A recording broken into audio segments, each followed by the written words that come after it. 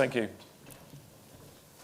The WHO, the World Health Organization, estimate there are between 70 and 100 million people like me who require a wheelchair. And I say require because they all need one, but they don't necessarily get one, and not necessarily a suitable one. Imagine if everybody in the UK and more used a wheelchair. Utter chaos, wouldn't it be? Now, I'm in the kicking section of today's conference. I was a little bit surprised to be in the kicking section because I'm clearly alive, but not been doing a lot of kicking for some years. But inside, I'm very much alive and kicking. In fact, I feel really lucky. I feel accepted and embraced and included in the society I live in. I'm going to take you back 30 years when I was alive and kicking, completely kicking. It was me in Australia, on a farm in Australia, working to gain experience for my agricultural diploma that I was studying for back in England, having a great time. About 3 weeks after this picture was taken, I went off on a camping trip to an island off the Queensland coast, Fraser Island, where you just wild camp, take a jeep, fish for your food. And about 30 seconds after this picture was taken, that is me looking about 12, I got out the pool, walked over to the jeep, and then ran back, dived into the water, hit my head on the bottom, and boom, no more kicking. So life was going to change pretty fast. I became quadriplegic, so I'm what they call a C4-5 quadriplegic. I'm broken my spine at cervical 4 and 5, left with my shoulders and biceps, as you see, no more kicking. So I had 10 months of rehab, so 5 in Australia, 5 in the UK, left. And one of the things that really struck me was my independence. How was I ever going to take control over my life if I couldn't do anything for myself, which I couldn't at the time? I particularly noticed the thing that really stopped that were my hands. I had no grip, no function in my hands, so I can't feel my hands, I can't grip with my hands, hence the clicker stuck to my leg.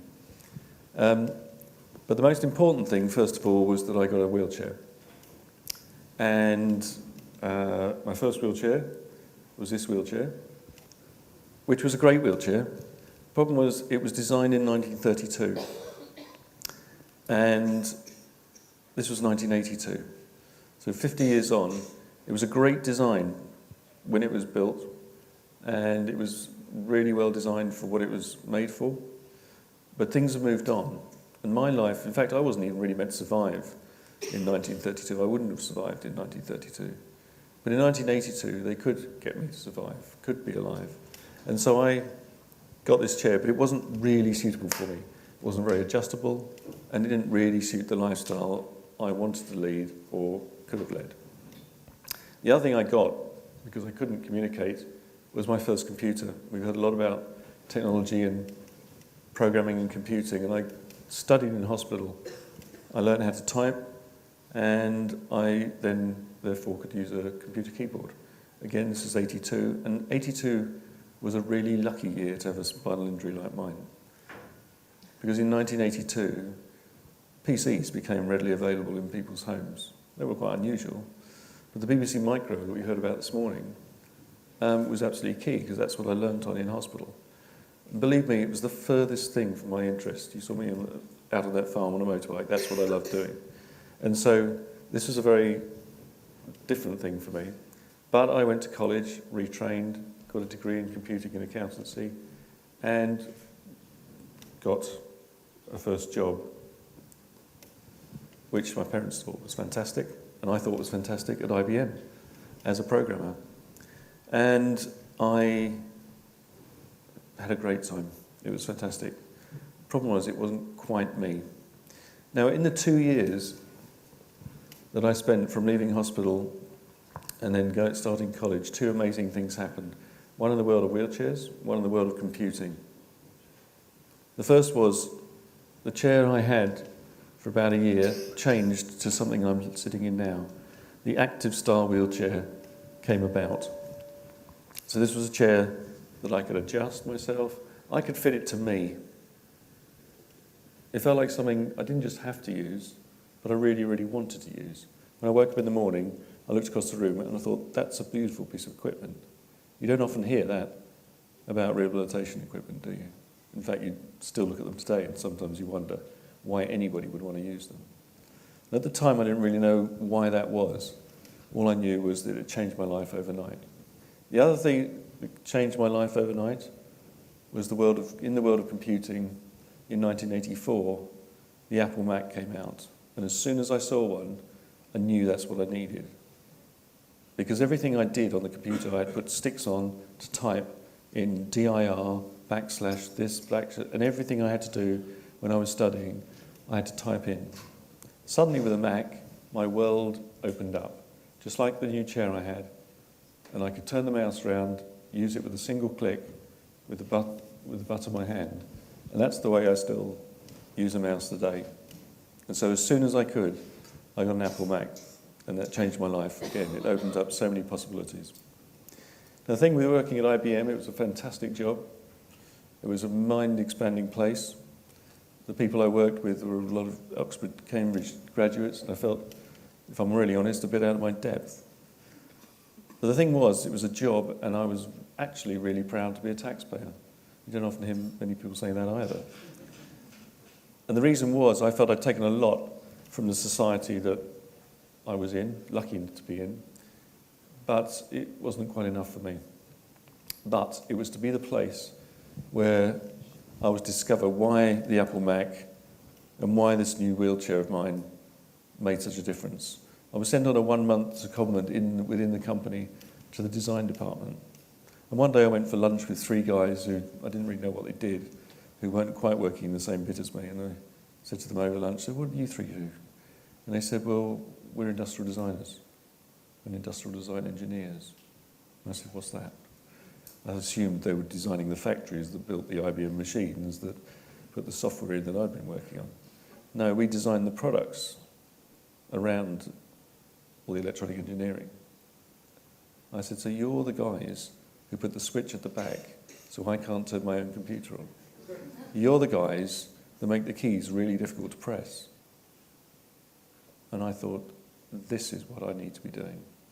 I left IBM and I was very lucky enough to get a place at the Royal College of Art in London where I had another really mind-expanding experience with no drugs as well.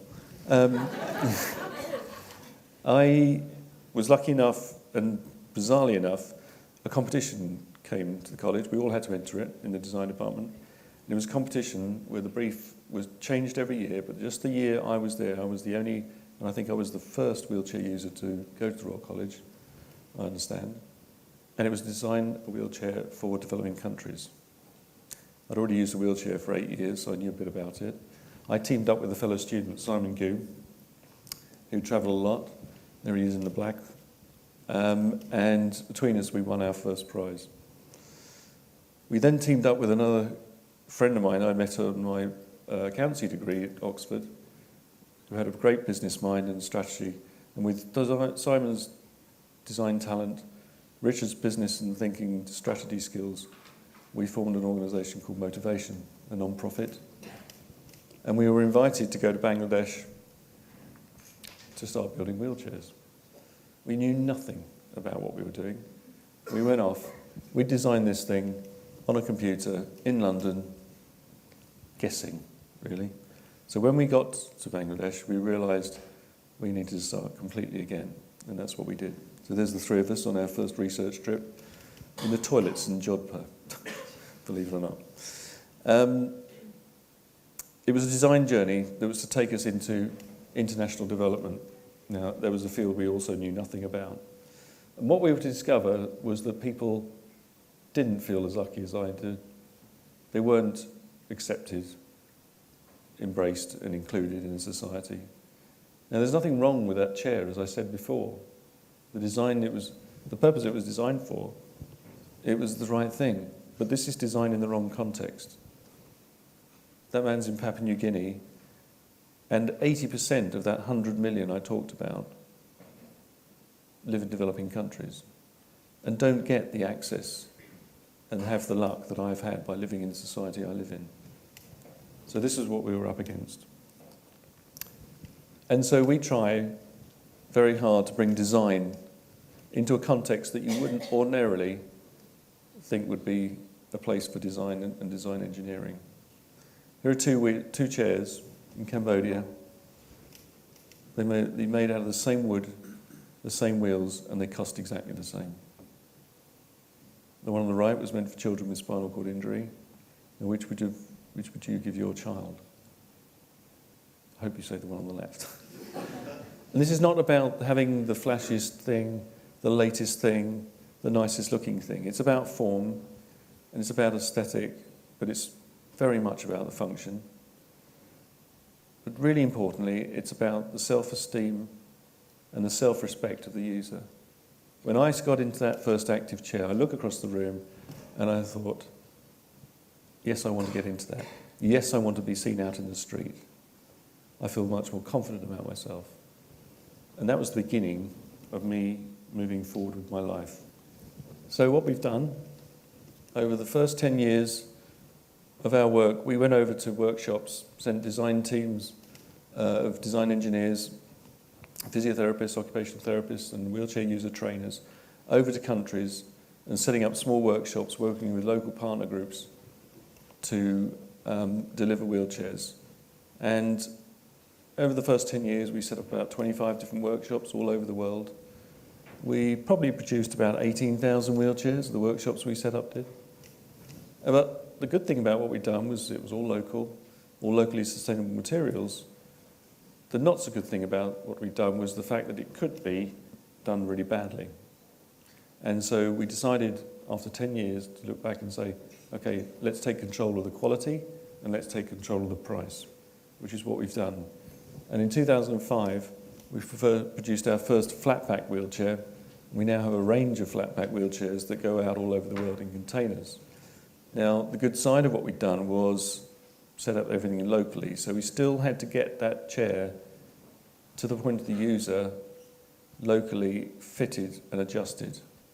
Because if the hardware is important, the software of the wheelchair is really important. You're thinking, software in a computer, a manual wheelchair. So in the second 10 years, from launching the flat pack in 2005, we did about 1,800 chairs in our first year. This year, 2012, we're estimated to do 16,000.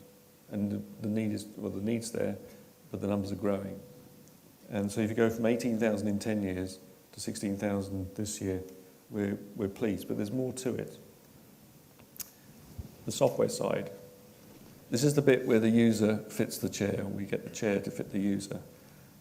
It's not just by chance that I happen to be sitting in the right size chair and it fits. Every millimetre makes a difference in this chair to me, for my balance, how I can push it, my independence. And here we've run training, and we've designed training courses to teach people how to fit chairs properly and teach users how to get the most from their chairs. So learning the simple skills of getting around, being independent, having self-respect, raising their self-esteem. And this is really important. This is where you see the light come on in the user's head and go, yeah, I can do that. And more, I want to do that. Now, I could stop here. I've told you how we brought design into the developing country context. But there's a stage more than that. It's about taking control of your life. And I'd like you to meet some of the amazing people that I've met. This is Suret in Cambodia. He runs his own wheelchair workshop. When I took this picture, his workshop was surrounded by fields. Now it's surrounded by 5-star hotels. This guy, Moniraj, is on his way independently pushing in the community through his village outside Bangalore to his flour mill, where he works independently, runs his own business, looks after his family. Sadiq in Uganda, northern Uganda, was shot in Sudan in a truck by rebels and fought his life back, got married, and is now a baker running his own business. This man working in Sri Lanka in a mainstream job in a factory. and Oscar, a double above knee amputee in northern Uganda, helping other disabled people by fitting and making their wheelchairs for them. This man, an ex-Mujahideen on the streets of Jalalabad in Afghanistan, selling onions, selling veg, keeping his family. There's one thing in common here. They're all working. They're all creating income. You can get someone mobile, you can get them fitted properly, you can get them empowered to want to do something, but unless they're creating their own income, particularly in developing countries, it's really difficult. There is no fallback system like I've got the benefit of if I need it. Now this girl's in what was a sheltered workshop, and it's now a training centre for many women, not necessarily just women, but disabled women to come and learn how to be commercial seamstresses. They then go out and get mainstream jobs in the big factories in Sri Lanka. They're producing clothes, and I bet if you take most of your shirts and trousers off tonight, even your underwear, you'll see made in Sri Lanka, particularly Marks and Spencer's. And I went to one of the factories where these girls work, and I met 10 of the trainees who had mainstream jobs. And we were sitting around having a cup of tea, and one of them said to me, "This job has changed my life. I'm now the major breadwinner in my family. I make the decisions." And for a young Sri Lankan girl with a disability, who's probably unlikely to be married and certainly get a job, that was quite it hit me right there. I thought, this is not about just designing wheelchairs, this is about getting to that person's life. So imagine if 100 million people felt like that, were proud to be taxpayers. Through the luck of my birth, I've been able to survive, become mobile, I feel accepted, I feel embraced, I feel included. I'm lucky. You'll undoubtedly know one of those 100 million people. You might even be one of those 100 million people. You could become one of those 100 million people. And if that's the case, then no doubt you'd want to be accepted, embraced, and included, and above all, motivated. Thank you.